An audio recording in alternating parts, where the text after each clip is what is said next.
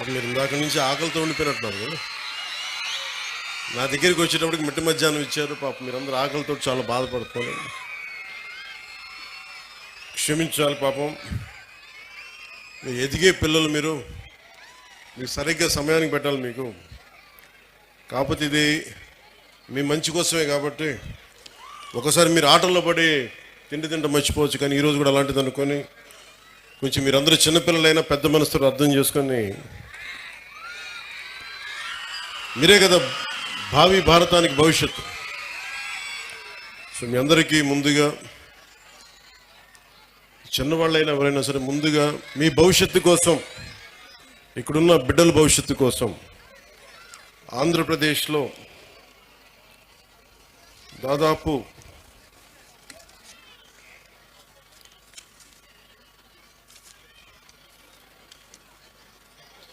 ఒకేసారి ఈ రోజున 44,000 పాఠశాలల్లో దాదాపు 1 కోటి మంది పాల్గొనే ఈ ఉపాధ్యాయులు, తల్లిదండ్రులు ఈ కార్యక్రమానికి, ఈ కలయిక కార్యక్రమానికి ఇక్కడికి వచ్చి, మన కడపకు వచ్చి నాకు ఇక్కడికి వచ్చే అవకాశం కల్పించినందుకు ముందుగా గౌరవ ముఖ్యమంత్రి శ్రీ నారా చంద్రబాబు నాయుడు గారికి నా హృదయపూర్వక నమస్కారాలు, ధన్యవాదాలు. అలాగే ఈ కార్యక్రమాన్ని ముందుండి చాలా బాధ్యతతోటి భవిష్యత్తు బిడ్డలది అని చెప్పి మానవ వనరుల అభివృద్ధి శాఖ, information technology, electronics, communication, real time governance, విద్యాశాఖని నడిపిస్తున్న శ్రీ నారా లోకేష్ గారి ఆధ్వర్యంలో ఇలాంటి ఒక బృహత్తరమైన కార్యక్రమం ఆయన ఆధ్వర్యంలో జరిగినందుకు, దాంట్లో నన్ను భాగస్వామ్యం చేసినందుకు మనస్ఫూర్తిగా నారా లోకేష్ గారికి కూడా నా హృదయపూర్వక ధన్యవాదాలు, శుభాకాంక్షలు తెలియజేస్తున్నాను. ఈ వేదిక పైన ఉన్న రెడ్డప్ప గారి, మాధవిరెడ్డి గారికి, ఎమ్మెల్యే కడప, అలాగే ప్రభుత్వ విప్ అవర, వారికి నా హృదయపూర్వక నమస్కారాలు.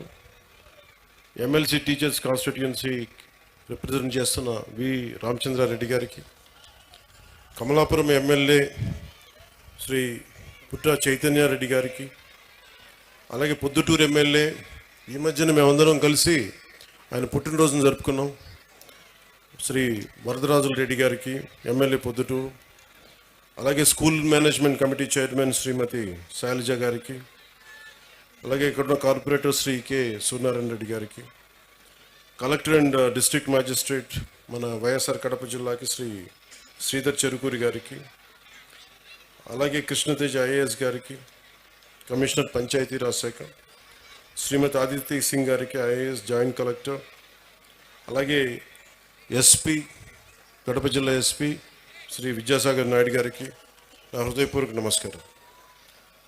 వేదిక పైన ఉన్న అధ్యాపకులకి, ఉపాధ్యాయులకి, ఇక్కడికి విచ్చేసిన విద్యార్థినుల తల్లిదండ్రులందరికీ ఆంధ్రప్రదేశ్ ప్రభుత్వం తరపు నుంచి, నా తరపు నుంచి మీకు నా ప్రత్యేక హృదయపూర్వక నమస్కారం.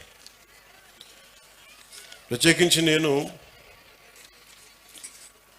నాకు ఈ కార్యక్రమం జరుగుతుంది, మీరు పాల్గొనాలి అంటే నేను అనుకున్నాను ఏ ఊరు వెళ్ళాలి, ఏ స్కూల్కి వెళ్ళాలి అనుకున్నాను. సహజంగా నన్ను పిఠాపురంకి పరిమితం చేస్తారు. కానీ నేను కడపని ఎందుకు ఎంచుకున్నాను? కడప జిల్లా అంటే రాయలసీమ, అత్యధికంగా లైబ్రరీలు ఉన్న ప్రాంతం ఇది. ఒకప్పుడు అత్యధికంగా రాయలసీమలో అంతా, ఇంకా ఆంధ్రప్రదేశ్లో ఇంకెక్కడా లేవు అన్ని గ్రంథాలయాలు. సరస్వతి గ్రంథాలయం అని కానీ, మనకి పులివెందులో కానీ, ఇలాంటి గ్రంథాలయాలు ఒకప్పుడు వెలసిల్లిన ప్రాంతం అది. అంటే చదువుల నేల ఇది. సో అలాంటి చదువుల నేలకి నేను ఇక్కడికి వచ్చి సరస్వతి నమస్తుభ్యం అని చెప్పి నేను ప్రారంభించి పూర్తి చేసి మరి ఇక్కడికి వచ్చి ఈ అవకాశాన్ని ఇచ్చినందుకు నాకు మనస్ఫూర్తిగా నాకు చాలా చాలా ఆనందంగా ఉంది.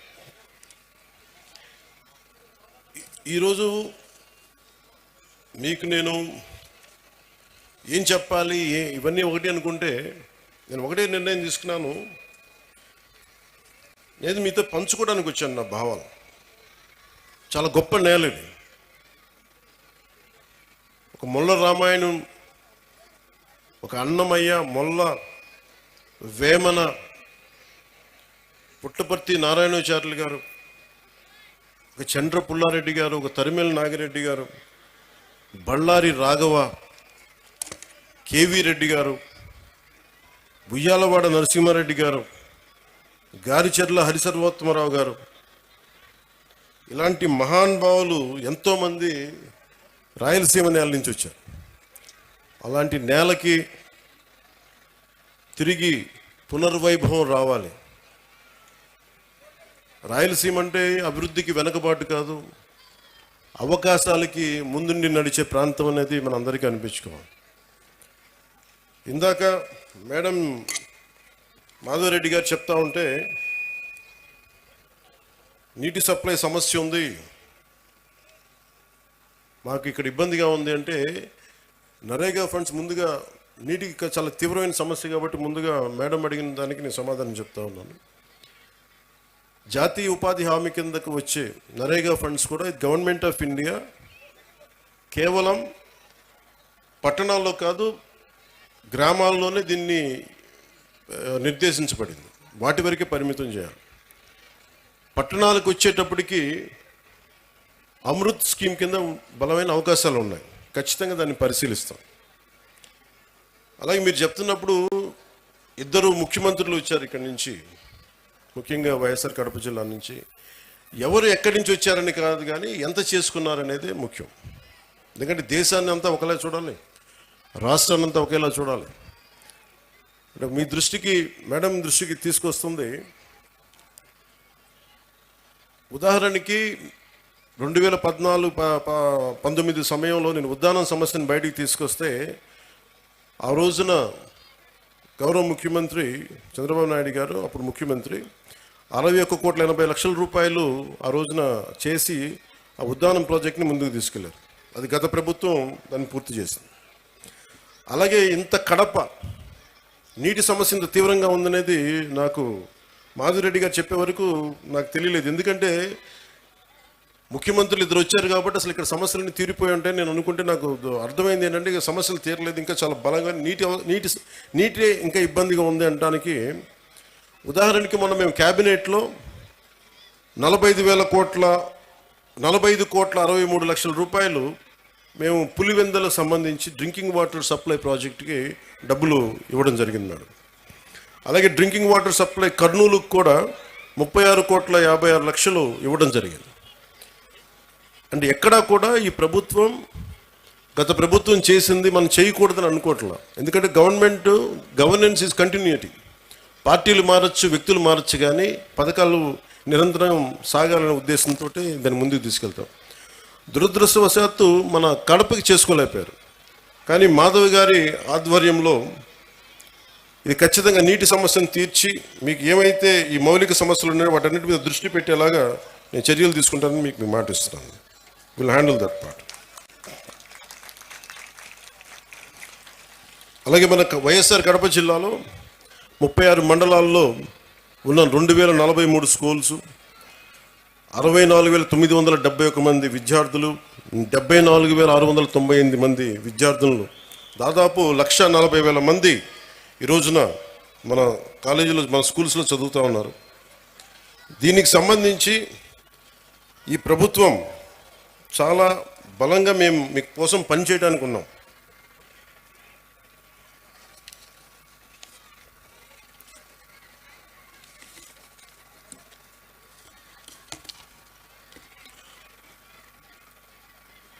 ఒక దేశం ఎంత అభివృద్ధిలో ఉంది అంటానికి హ్యూమన్ డెవలప్మెంట్ ఇండెక్స్ అని మనం ఉంటుంది. దాంట్లో ముఖ్యంగా వచ్చేది హెల్త్ ఒకటి, వాటర్, శానిటేషన్, ఎంత పౌష్టికాహారం ఉంది, క్యాలరీ ఇంటేక్, లిటరసీ, ఎడ్యుకేషన్, ముఖ్యంగా ప్రైమరీ, సెకండరీ, ఇవన్నీ ఎలా చెప్తామని. నిజంగా మనం సరైన సమాజాన్ని సరైన చదువు ఇవ్వలేకపోతే ఏం జరుగుద్ది అంటే అది ఎప్పుడూ అభివృద్ధి దిశగా వెళ్ళదు. అందుకని ఈ డెవలప్మెంట్ ఇండెక్స్ని బేస్ చేసుకొని ఏ ప్రభుత్వం కానీ ఏ దేశమైనా దీనికి ముందుకెళ్తుంది. అలాగే అందుకనే ఈ ప్రభుత్వం నారా చంద్రబాబు నాయుడు గారి దీంట్లోని ప్రభుత్వం మీ భవిష్యత్తు కోసం చాలా బలంగా పనిచేస్తూ ఉన్నాం. దాంట్లో నాకు 3 అంశాలు మన అధికారులు, మన కలెక్టర్ గారు, ఎస్పీ గారు ప్రత్యేకించి చెప్పారు. 1, విద్యార్థుల భద్రత. 2, వాళ్ళకి సంబంధించిన ఈ మనకి విద్యార్థుల భద్రత. 2, మాదక ద్రవ్యాలు ఎక్కువైపోయినాయి. 3వది సోషల్ మీడియాలో, అలాగే సోషల్ మీడియా ఎలా ఉంది అనేది. ఏదైనా సరే మనం ఎలా వాడుకునే దాన్ని బట్టే ఉంటుంది.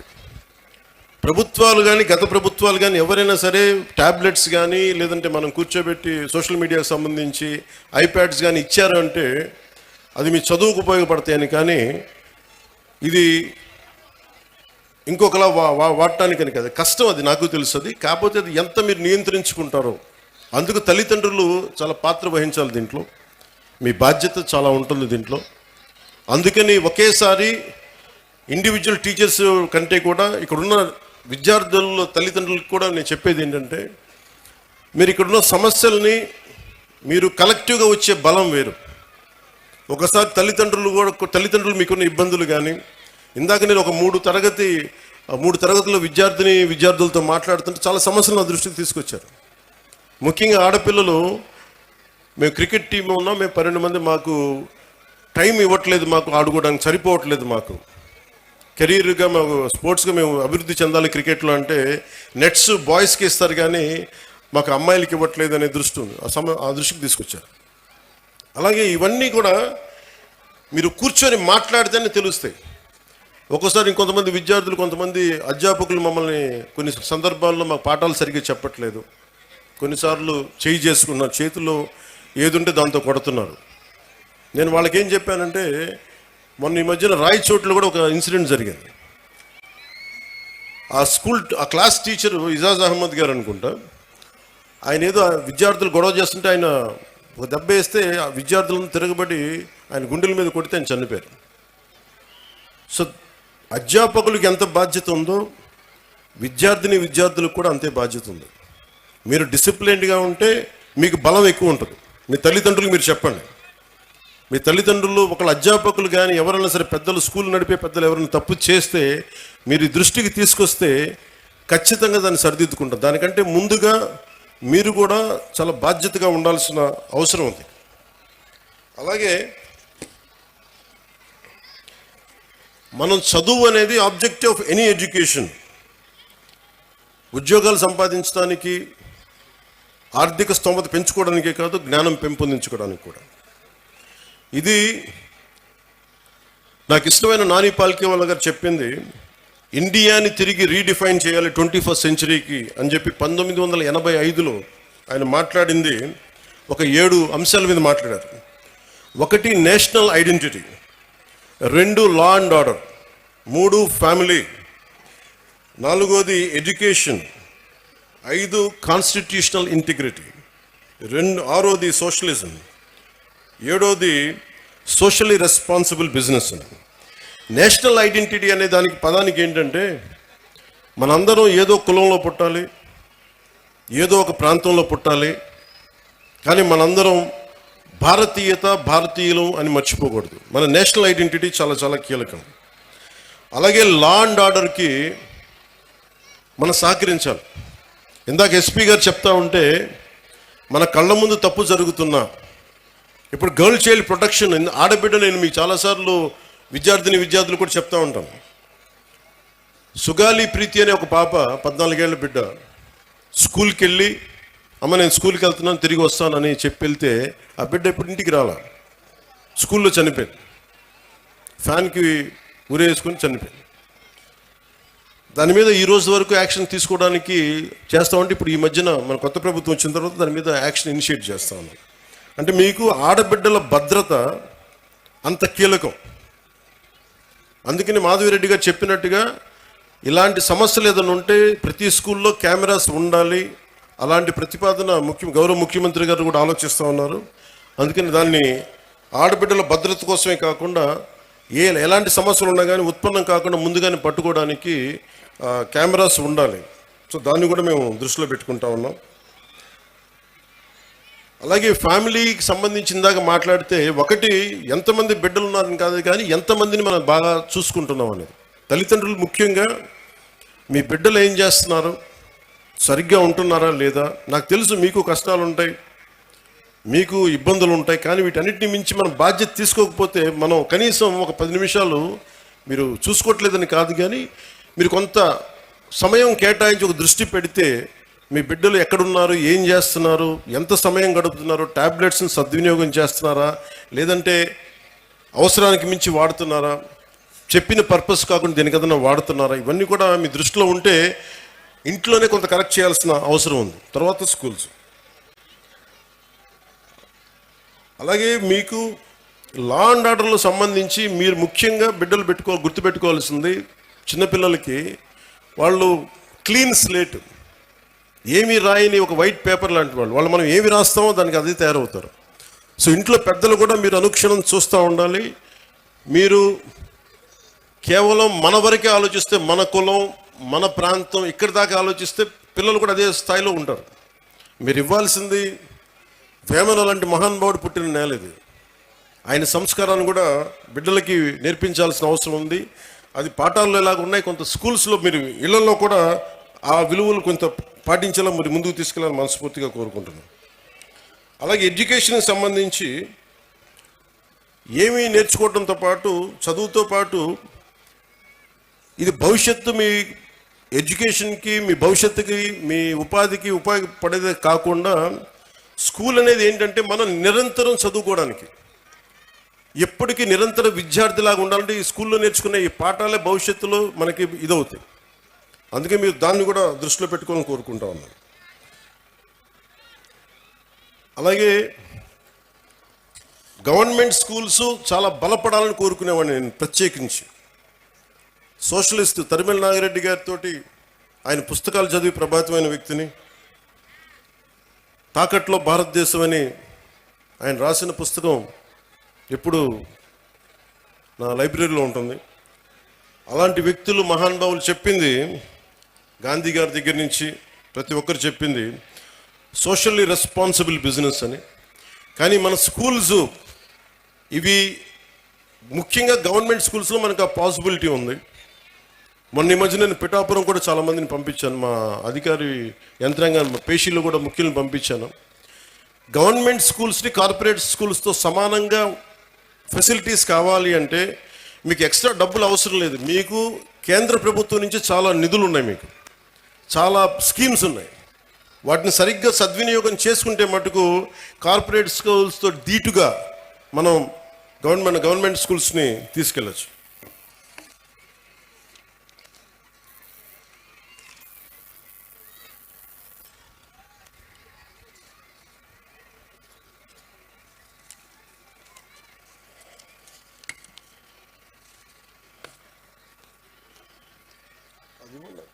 కలెక్టర్ గారు తెచ్చారు.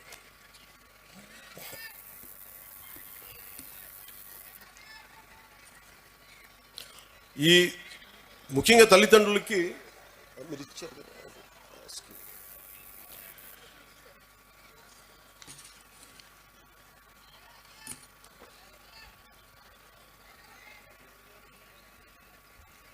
ఇది కేంద్రం వాళ్ళ నిర్దేశకత్వంలో ఉంది. ఇది చాలా రీసెర్చ్ చేసి 21st సెంచరీకి పిల్లల్ని ఎలా తయారు చేయాలనేది ఈ ప్రోగ్రెస్ కార్డ్ కేవలం చదువులకు సంబంధించే కాదు. ఇది వాళ్ళకి భావ వ్యక్తీకరణ నైపుణ్యాలంటే మీరు ఎలా మాట్లాడాలి, మీ కమ్యూనికేషన్ స్కిల్స్, ఒకసారి మీ భాషను చెప్పుకోవాలనుకున్న, మీ బాధల్ని చెప్పుకోవాలనుకున్న, మీ భావాల్ని పంచుకోవాలనుకున్న ఆ పిల్లలకి స్కిల్స్ ఉన్నాయా లేదా అనే దాన్ని కూడా అంశం తీసుకునేది.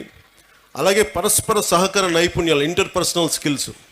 ఒక్కోసారి మనం 10 మంది కలిసి మన బిడ్డ 10 మందిలోకి వెళ్తే ఎలా నడుచుకోవాలి, ఏం చేస్తాడు అనేది కూడా ఇంటర్పర్సనల్ స్కిల్స్ని అసెస్ చేస్తాయి. అలాగే నాయకత్వపు లక్షణాలు. మీరు చాలామంది అక్కడ కూర్చొని చూస్తే చాలామంది స్టూడెంట్స్ కొంత బాధ్యత తీసుకున్నారు, వాళ్ళ లీడర్షిప్ స్కిల్స్ పెరిగేవి.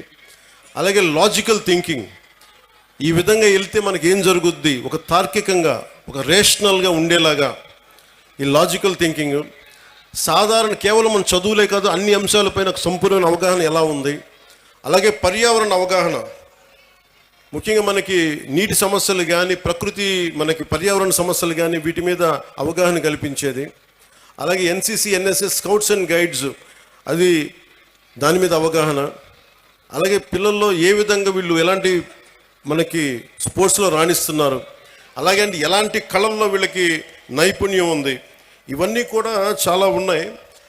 చాలా ఏ పాలసీ అయినా చాలా అద్భుతంగా ఉంటుంది, ఏ పాలసీ అయినా సరే. కానీ మీరు చేయాల్సిందల్లా ఆ పాలసీల్ని వాడుకోవటం. మీరు స్కూల్స్ మీద తల్లిదండ్రులు ఒత్తిడి పెట్టాలి. మీరు ప్రభుత్వం చాలా చిత్తశుద్ధిగా ఉంది, మేమందరం బలంగా మీ వైపు ఉన్నాం. తల్లిదండ్రులు మీరు కనుక మా బిడ్డలు బాగుండాలి, వాడి భవిష్యత్తు బాగుండాలి అంటే మీరు బయటకు వచ్చి మీరు స్కూల్ ప్రిన్సిపల్స్తో కానీ, అధ్యాపకులతో కానీ, ఉన్నత అధ్యాపకులతో కానీ మాట్లాడి మీరు మా దృష్టికి తీసుకొచ్చి వాళ్ళ దృష్టికి తీసుకొస్తే తీరని సమస్యల్ని తీర్చే బాధ్యత మేము దృష్టి పెడతాం. క్యాబినెట్లో దాని గురించి మాట్లాడతాం. మధ్యాహ్న భోజన పథకం కూడా డొక్కా సీతమ్మ వారి మధ్యాహ్న భోజన పథకం కూడా అమెరికా లాంటి దేశంలో అమెరికన్ ప్రెసిడెంట్ ఫస్ట్ లేడీ ఆవిడ ఆధ్వర్యంలో ఉంటుంది. దేశం మొత్తం మీద పబ్లిక్ స్కూల్స్లో ఉండే ప్రతి భోజన పథకాన్ని ఎలా చూస్తారు అనేది ఆవిడ ఆధ్వర్యంలో ఉంటుంది. అలాంటిది నేను ఇందాక కలెక్టర్ గారు చెప్తే నేను ఒకటే అనుకున్నాను, దీన్ని ఖచ్చితంగా క్యాబినెట్ దృష్టికి తీసుకెళ్తాను, ముఖ్యమంత్రి గారి దృష్టికి తీసుకెళ్తాను. క్వాలిటీ ఫుడ్ ఎలా ఉంది, ఇక్కడ బాగుందా బాగలేదా? ఎందుకంటే చాలా చోట్ల మన గ్రామీణ ప్రాంతాల్లో కానీ మన విద్యార్థుల్లో కానీ బలం లేదు శరీరంలో. దేహదారుడి వయసు 14 ఏళ్ళు ఉన్నా, 16 ఏళ్ళు ఉన్నా, 12 ఏళ్ల పిల్లల్లాగా ఉన్నారు. వాళ్ళకి దేహదారుఢ్యం లేదంటే సరైన పోషక పదార్థాలు లేవు. అందుకని ఇవన్నీ ఉండేలా ఏం చేయాలి అనేది ఒకసారి ఇంకొంచెం లోతుగా అధ్యయనం చేసి, కేవలం ఒక పూట భోజనం ఏదో కార్బోహైడ్రేట్స్ పెట్టేది అన్నం వీటితో కాకుండా బలంగా ఏం పెట్టాలి అనేది దాని మీద కొంచెం లోతుగా అధ్యయనం జరగాలి. అమెరికాలో ఎలా అయితే ఫస్ట్ లేడీ చూశారో ఇక్కడ క్యాబినెట్ చూడాలని నేను కోరుకుంటా ఉన్నాను. ప్రతి స్కూల్లో ఏ సందర్భంలో పోషకాహార పదార్థం ఎంత బాగుందని దీన్ని కూడా దృష్టిలో పెడతానని చెప్పి మీకు ఈ సందర్భంలో మీకు తెలియజేసుకుంటా ఉన్నాను. అలాగే మీ బిడ్డలు డ్రగ్స్ ఎలా ఉన్నాయి, నాకు నిజంగా చాలా ఆశ్చర్యంగా ఉంటుంది.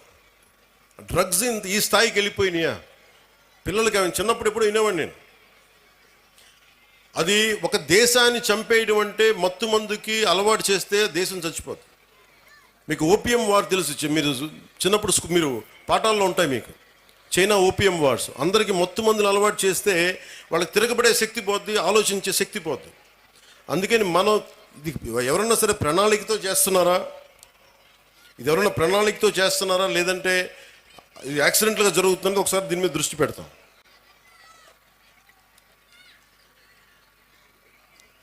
అలాగే సైబర్ క్రైమ్ ఒకటి ఎక్కువైపోయింది, సోషల్ మీడియాది కూడా.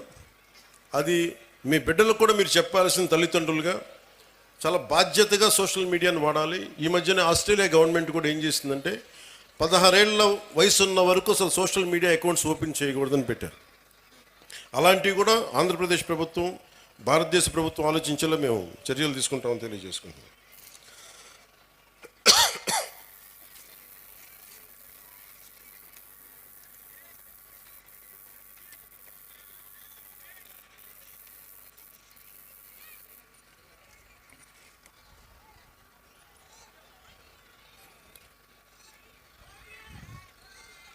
సినిమాలు మీరు ఇందాక నా పేరు అరుస్తూ ఉంటే ఒకటే చెప్తాను, మీకు హీరోలు అనేవాళ్ళు ముఖ్యంగా విద్యార్థులు చెప్తున్నా, నాకు అధ్యాపకుల మీద నాకు చాలా గౌరవం, నాకు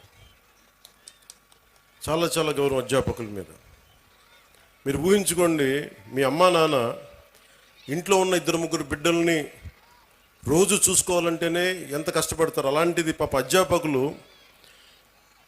ఒక్కొక్క సెక్షన్కి 30 మంది విద్యార్థులు, 40 మంది విద్యార్థులు, 20 మంది అందరినీ కూర్చొని ఎంత ఒత్తిడి తీసుకుంటారు అధ్యాపకులు. అందుకని అధ్యాపకులకి మనం చాలా సహకరించాలి. చాలా కష్టం అధ్యాపక వృద్ధి. ఈ దేశం బాగుండాలి అంటే కాంట్రాక్టర్లకు కాదు మనం పెట్టాల్సింది డబ్బులు, అధ్యాపకుల మీద పెట్టుబడి పెట్టాలి. అధ్యాపకులను కనుక నిజంగా కనుక బడ్జెట్ పెంచితే, అధ్యాపకుల మీద కనుక పెట్టుబడి పెడితే, వాళ్ళ కనుక నిజంగా విలువలతో ఉన్న అధ్యాపకుల్ని బయటికి తీసుకెళ్తే ఈ దేశం చాలా అత్యంత అద్భుతంగా ఉంటుంది. అందుకని అధ్యాపక వృత్తి హైయెస్ట్ పెయిడ్ జాబ్ అవ్వాలని నా కోరిక. ఆ రోజు జరుగుద్దా నాకు తెలియదు, కానీ నా ప్రయత్నం నాకు చేస్తాను. ఎందుకంటే నాకు చిన్నప్పుడు టీచర్స్ నాకు నేర్పించిన పాఠాలే. ఒక టీచర్ నాకు దేశభక్తి గురించి చెప్తే, ఇంకో టీచర్ నాకు సైన్స్ గురించి చెప్పాడు. ఒక్కొక్క టీచర్ సరిగ్గా ఉంటే మనకి ఆ సబ్జెక్ట్ మీద ప్రేమ వచ్చేస్తుంది.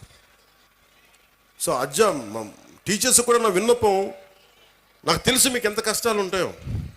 మీరు నలిగిపోతూ ఉంటారు, పిల్లల్ని చెప్పి అలసిపోయి, ఈ పిల్లల్ని కూర్చోబెట్టిలోపు 5 మంది లెగుస్తూ ఉంటారు, మీరు అలసిపోతారు. పోషకాహారం మీకు కూడా కావాలి. నిజంగా నాకు అదే అనిపిస్తుంది, ఎందుకంటే అలసి నేను సభల్లో మాట్లాడుతూ గొంతు అవిసిపోతూ ఉంటుంది నాకు. సో పోషకాహారం పిల్లలకే కాదు, మీకు కూడా కావాలి. మీకు కూడా వైటమిన్ డెఫిషియన్సీ ఉందా, మీకు కూడా ఒకసారి వైటమిన్ డెఫిషియన్సీ ఉంటే విసుగు వచ్చేస్తుంది. సో అది కూడా చూడాలని నేను కోరుకుంటా ఉన్నాను. Highest paid job should be for teachers. ఈ దేశం బాగుండాలి.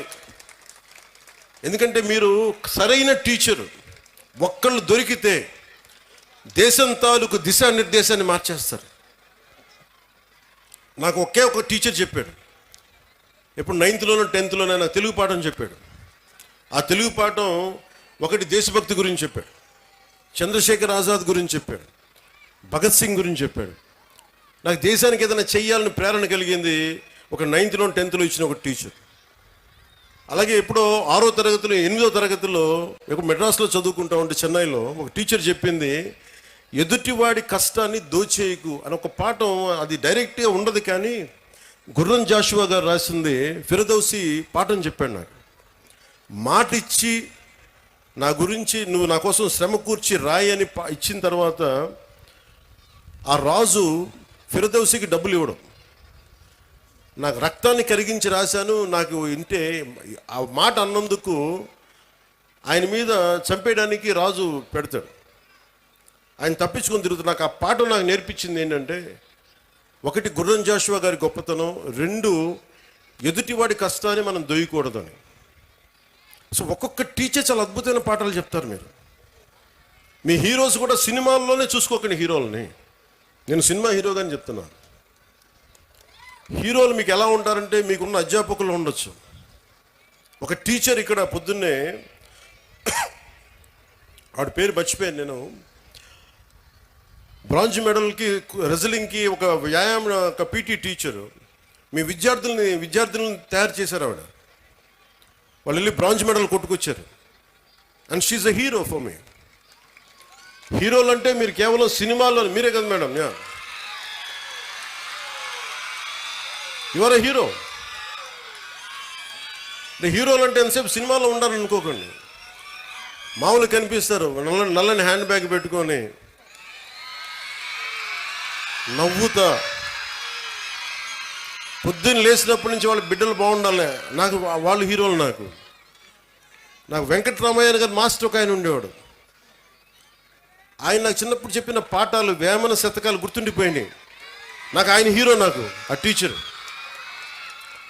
సో మీరు గొప్ప గొప్ప వ్యక్తులనితో పాటు మీ సినిమాలకు వెళ్ళండి, ఆనందించండి, అన్నీ చూడండి, కానీ మీకు నిజమైన విలువలు మీ కళ్ళ ముందే ఉంటారు. మీ అమ్మ నాన్న ఎంత కష్టపడతారో చూడండి. మా అమ్మ నాకు నేర్పించింది ఏంటంటే, మా అమ్మ నాన్న ఎక్కువ చదువుకోలే. మా నాన్న 10th క్లాస్తో ఆపేసినట్టున్నాడు, మెట్రిక్ తోటి. తర్వాత ఆయన కానిస్టేబుల్ నుంచి ఉద్యోగంలో ప్రమోషన్స్ మీద వచ్చినాయి. మా అమ్మ 5వ క్లాస్తో ఆపేసింది. కానీ వాళ్ళిద్దరి విలువలు ఎంత మంచి విలువలు అంటే, రోజు మా అమ్మ సాయంత్రం సంధ్యా సమయం అవ్వగానే దీపం ఇంట్లో లైట్ వేసి దండం పెట్టుకునేది. నేను 2-3 సార్లు చూశాను, ఎవరికమ్మా దండం పెడుతున్నావు అన్న. ఏ దేవుడికి దండం పెడుతున్నాను అడిగితే మా అమ్మ అంది, నేను థామస్ ఆల్వా ఎడిసన్కి దండం పెడుతున్నాను అన్న, మనకి లైట్ ఇచ్చినందుకు, మన బల్బ్ ఇచ్చినందుకు, ఎలక్ట్రిక్ బల్బ్. ఆ విలువ చదువు వల్ల రాదు. నా పాయింట్ ఏంటంటే, మీరు పిహెచ్డీలు చదవండి, ఇంకోటి చదవండి, కానీ విలువతో కూడిన విద్య చాలా అవసరం. సో మీ తల్లిదండ్రులు అలా అంటారు. నా తల్లి హీరో, నా తండ్రి నాకు హీరో, ఎందుకంటే కష్టపడ్డాడు మా నాన్న.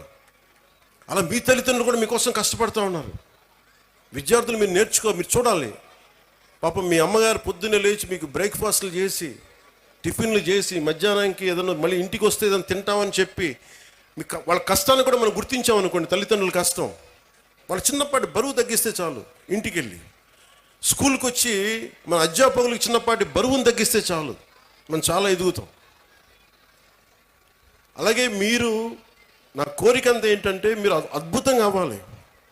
21వ శతాబ్దం మీది. మీరు ఎవరిని ఆచరిస్తారు, ఎవరిని చూస్తారు, మీరు వాళ్ళ తయారవుతారు. మీరు ఎంతసేపు సోషల్ మీడియాలో ఏమి చూస్తారో మీరు అదే అవుతారు. గుర్తుపెట్టుకోండి, యద్భావం తద్భవతి.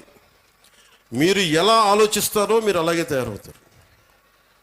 మీరు ఒక ఐన్స్టైన్ లాగా అవ్వాలనుకుంటే మీరు ఐన్స్టైన్ అవుతారు. లేదు, మీకు ఇష్టమైన ఒక వ్యక్తిని, ఎంత స్థాయి ఉందో మాకు తెలియదు, అతలా తయారవుతారు. కానీ విలువలు పాటించే వ్యక్తుల్ని మీరు ఆదర్శంగా తీసుకుంటే తప్ప మీకు మంచిది కాదు. నేను ఎప్పుడు కూడా నాకు చాలామంది సినిమా హీరోలు నాకు చాలా ఇష్టం. కానీ నేను తీసుకున్న హీరో నా టీచర్స్, నా హీరోలు. ఒక స్పోర్ట్స్ పర్సన్, ఒక వనజీవి రామయ్య, లేదంటే ఒక దశరథ్ మాంజీ. వాళ్ళు నడిస్తే రికార్డింగ్లు ఉండవు. నా సినిమాలు వేసినప్పుడు నేను నడిస్తే వెనకాల రికార్డింగ్లు ఉంటాయి. గెడ్డం తీసిన, గెడ్డం ఉంచుకున్న సింహంలో డైలాగులు చెప్తే రికార్డింగ్లు ఉంటాయి. కానీ నిజమైన హీరోలకి రికార్డింగ్లు ఉండవు. కార్గిల్లో మన కోసం చచ్చిపోయిన హీరోలకి రికార్డింగ్స్ ఉండవు. దేశ భద్రత కోసం చచ్చిపోయారు వాళ్ళకి రికార్డింగ్లు ఉండవు. మనం గుర్తుపెట్టుకోవాల్సింది వాళ్ళని. మనం గుర్తుపెట్టుకోవాల్సింది మన కోసం కష్టం తెలియకుండా మనల్ని కాపాడే మన తల్లిదండ్రుల్ని, గొంతు చించుకొని మనం బాగుండాలని చెప్పి మన అధ్యాపకుల్ని, మన టీచర్స్ని. ఇంకా అన్నిటికంటే కూడా ఇందాక దారిలో వస్తూ ఉంటే మనకి చాలామంది మీకు శానిటేషన్ కోసం పనిచేస్తూ ఉన్నారు. మనకి వీధుల్ని శుభ్రంగా తుడిచే మన కుటుంబం అది. మన శానిటేషన్ వర్కర్స్కి మీరు గౌరవం ఇవ్వండి. అలాగే జపాన్ లాగా, నేను చిన్నప్పుడు మా ఇంట్లో బాత్రూమ్ నేనే కడిగేవాడిని. మా నాన్న మా అమ్మ మా చేత కడిగిచ్చేవాడు. అలాగే మన స్కూల్ బాత్రూమ్స్ కూడా జపాన్లో స్టూడెంట్స్ బాత్రూమ్స్ వాళ్ళే కడుగుతారు. ఇక్కడ మనం వేరే వాళ్ళ చేత చేయిస్తాం. సో విద్యార్థులకి ఎప్పుడైతే మనం అలాంటి పనులు చేస్తామో, అంటే మనం వాడిన బాత్రూమ్స్ మళ్ళీ మనం కడగం, ఇంకెవరో కడగాలి, అలా కుదరదు. ఆ కల్చర్ అలవాటు చేసుకుంటే మీరు భవిష్యత్తు మీకు చాలా ఉన్నత స్థాయిలో ఉంటుంది. డిగ్నిటీ ఆఫ్ లేబర్ మీకు అలవాటు అవ్వాలి. నేను అందుకనే ప్రతిసారి పారిశుద్ధ కార్మికులకి నేను ఎందుకంత గౌరవిస్తానంటే, మీరు నాకు నిజంగా వాళ్ళ భవిష్యత్తు బాగుండాలని కోరుకుంటూ ఉంటాం. సో మీకు పనిచేసే టీచర్స్కి కానీ, వాచ్ సెక్యూరిటీ పీపుల్కి కానీ, శానిటేషన్ వర్కర్స్ కానీ మీరు ఒక్కొక్కసారి చిన్న థ్యాంక్స్ చెప్పండి. విద్యార్థులకు చెప్తున్నాను, మీరు మా కోసం ఇంత చేస్తున్నారు, చిన్న థ్యాంక్స్ చెప్పండి. వాళ్ళ బిడ్డలు బాగున్నారు లేదని అడగండి. చాలా గొప్పగా ఉంటుంది. మా ఇంట్లో కొంతమంది సహాయానికి అప్పుడప్పుడు ఎవరైనా వస్తే వాళ్ళ బిడ్డల కోసం నేను ఎప్పుడు నా దగ్గర ఉన్న డబ్బులు ఇచ్చేవాడిని. వాళ్ళు ఎంత ఆనందం వేసేదంటే వాళ్ళ కళ్ళల్లో డబ్బులు ఇచ్చిన తర్వాత వాళ్ళకి అది మన వైపు కాంట్రిబ్యూషన్లా ఉండేది నాకు. సో మీరు నేర్చుకోవాలి అంటే heroes are all over, not just in cinema. మీకోసం పాఠాలలో ఉన్నారు హీరోస్, సరిహద్దుల్లో పనిచేస్తున్నారు, దేశం కోసం పనిచేసి ప్రాణాలను పణంగా పెట్టి చచ్చిపోయే పోలీస్ కానిస్టేబుల్స్ ఉన్నారు, కష్టం తెలియకుండా మేధస్సుతోటి పనిచేసే కలెక్టర్లు, ఐఏఎస్ లాంటి వాళ్ళు ఉన్నారు. మీరందరూ కూడా వాళ్ళని ప్రేరణగా తీసుకొని మీరు కూడా ఉన్నత స్థాయికి వెళ్ళాలని మనస్ఫూర్తిగా కోరుకుంటూ, మీ అందరికీ బంగారు భవిష్యత్తు ఉండాలని మనస్ఫూర్తిగా తెలియజేస్తుంది. ముఖ్యంగా ఇక్కడికి వచ్చిన తల్లిదండ్రులకి ఈ సమగ్రమైన ఈ తల్లిదండ్రులు అధ్యాపకుల ఈ కలయికని మీరు మరింత బలంగా ముందుకు తీసుకెళ్లాలని కోరుకుంటూ, చాలా సహనంతో ఇక్కడికి వచ్చిన నాయకులందరికీ ధన్యవాదాలు తెలుపుకుంటూ, ముఖ్యంగా విద్యార్థులు పాపం ఆకలితోటి మీరందరూ ఇబ్బంది పడతారు, మనస్ఫూర్తిగా క్షమించమని కోరుకుంటూ సెలవు తీసుకున్నాను.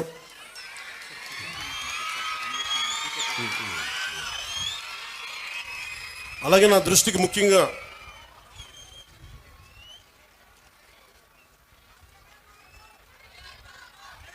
ఇదే చెప్తున్నా, నేను హీరో పేరు చెప్పగలను. ఎందుకంటే సరస్వతి దేవిని పొగడాల్సిన నేల ఇది, హీరోలను పొగడాల్సిన నేల కాదు. మన కడప మున్సిపల్ కార్పొరేషన్ స్కూల్ కిందాక కలెక్టర్ గారు మాట్లాడుతూ ఉంటే దానిలో కిచెన్కి ఆధునికంగా మోడర్నైజ్ చేయాలి, సదుపాయాలు లేవు, నవీకరణ చేయాల్సిన అవసరం ఉంది అంటే నా దృష్టికి తీసుకొచ్చారు. దానికి మన స్కూల్కి సంబంధించి, మన కడప మున్సిపల్ కార్పొరేషన్ స్కూల్కి సంబంధించి ఆ నిధుల్ని ఎంత ఖర్చు అయితే అంత నేను నా ట్రస్ట్ నుంచి మన స్కూల్కి, మన కడప మున్సిపల్ కార్పొరేషన్ ఈ కిచెన్ ఆధునీకరణకి నేను డబ్బులు అందజేస్తాను. అది మీరు ఎంత అంటే అంత. అలాగే ఒక ఆడపిల్లలు అడిగారు, అక్కడ ఆడబిడ్డలు అడిగారు, నన్ను ఆ పాపలు అడిగారు, ప్రైజ్ ఇమ్మని దాకా ఒక ప్రొఫెసర్ గారు కూడా అడిగారు. మీకు ప్రశంసా పత్రాలు కానీ అలాగే మీకు బహుమతులు కానీ ఏదైనా ఉంటే స్కూల్ యాజమాన్యం నా దృష్టికి తీసుకొస్తే దానికి సంబంధించిన నిధులు, దానికి సంబంధించినవి కూడా నేను సమకూరుస్తాను తెలియజేసుకుంటున్నాను. అలాగే బస్సు ఒకటి కలెక్టర్ గారు నా దృష్టికి చాలా కీలకమని చెప్పారు. గత ప్రభుత్వం చాలా స్కూల్స్ని విలీనం చేసేయటం వల్ల ఈ ఆడపిల్లలు స్కూల్స్కి వెళ్ళలేకపోతారు, దూరంగా ఉండే స్కూల్స్కి. అంటే దానికి ఒక అన్ని మండలాలకు కలిపి, కొన్ని గ్రామాలకు కలిపి ప్రత్యేకంగా ఒక వెహికల్ సదుపాయాలు ఏం చేయాలనేది నేను కలెక్టర్ గారికి వచ్చే మన కలెక్టర్ల సమావేశంలో మాట్లాడుతున్న దానికి కూడా ఒక పరిష్కారం వెతుకుతాం. అలాగే మాధవిరెడ్డి గారు చెప్పింది, చాలా స్కూల్స్ని కొన్ని పార్టీలు వాళ్ళ ఆఫీసుల్లాగా వాడుతున్నారు. అలాగే నా దృష్టిలో ఉంది, జడ్పీ ఆస్తులు చాలా వరకు ప్రైవేట్గా వాడుతున్నారు అనేది. కలెక్టర్ గారికి కూడా నేను విజ్ఞాపన ఇస్తున్నాను. నేను ముఖ్యంగా ఈ స్కూల్స్ వైఎస్ఆర్ కడప జిల్లాలో ఎవరైనా సరే స్కూల్స్కి కాకుండా ఏదైనా సరే మిగతా వాటికి వాడుతుంటే వెంటనే వాటి మీద ఒక స్పెషల్ డ్రైవ్ చేసి, ఎందుకంటే స్కూల్స్కి బిడ్డల జోలికి వచ్చేది అది ఏదైనా సరే మీరు చాలా తీవ్రమైన చర్యలు తీసుకుంటాను కలెక్టర్కి నేను సభాముఖంగా తెలియజేస్తాను. అలాగే జడ్పీ కూడా రేపొద్దున కలెక్టర్ సదస్సులో మాట్లాడి జడ్పీ ఆస్తులు ఏమైనా అన్యాక్రాంతానికి గురైనాయా తిరిగి ఎలా తీసుకురావాలి, అవసరమైతే గుండా యాక్ట్ కూడా పెడతాం. ఎందుకంటే చాలా బలమైన ప్రభుత్వ ఆస్తుల్ని కానీ పాఠశాలల్ని కానీ ఏదైనా సరే ప్రైవేట్ వ్యక్తులు కబ్జా చేస్తే we will open up, they will be booked under Goonda Act, గుర్తుపెట్టుకోండి. ఎందుకంటే ఇది కడప రాయలసీమ తెగింపున్న నేల, చాలా బలమైన నేల. మీరు ఇక్కడి నుంచి ఉద్యోగాలు సంపాదించి ఇక్కడ చదువుకొని మీరు ఇక్కడే ఉద్యోగాలు రావాలి, మీకు వర్క్ ఫ్రమ్ హోమ్ జరగాలి. దానికి మీరు ఏం చేయక్కర్లా, మీరు బలంగా బయటకు వచ్చి రోడ్ల మీదకి రండి సమస్య వచ్చినప్పుడు. మిగతాది మేము చూసుకుని నాకు ఇవ్వాల్సినది ఒకటి ఇవ్వండి మాకు చాలు. మిమ్మల్ని ఎవరిని ఏడిపిస్తున్నారు, ఆడపిల్లల్ని ఎవరిని ఏడిపిస్తున్నారు, బయటకు వచ్చి అధ్యాపకులు చెప్పండి, మా దృష్టికి వస్తుంది. అలాగే మీ అందరూ బాగుండాలని కోరుకుంటూ, భవిష్యత్తులో మీకు ఏ అవసరాలు ఉన్నా సరే, మా ప్రభుత్వం నిధులు తక్కువ ఉన్నా కానీ మనసు చాలా పెద్దది, దారులు ఎత్తుకుతాం, కష్టపడతాం, అభివృద్ధిని చేస్తామని మనస్ఫూర్తిగా తెలియజేసుకుంటూ, వేదిక పైన ఉన్న పెద్దలందరికీ మరోమారు ధన్యవాదాలు తెలుపుకుంటూ, మన స్కూల్ యాజమాన్యానికి ధన్యవాదాలు తెలుపుకుంటూ, కలెక్టర్ గారికి, ఎస్పీ గారికి, ఉన్నతాధికారులందరికీ ధన్యవాదాలు తెలుపుకుంటూ సెలవు తీసుకున్నాను. జై ఆంధ్ర, జై హింద్. సార్ చాలా చాలా ధన్యవాదాలు సార్, మరి చాలా మంచి విషయాలు చెప్పినందుకు.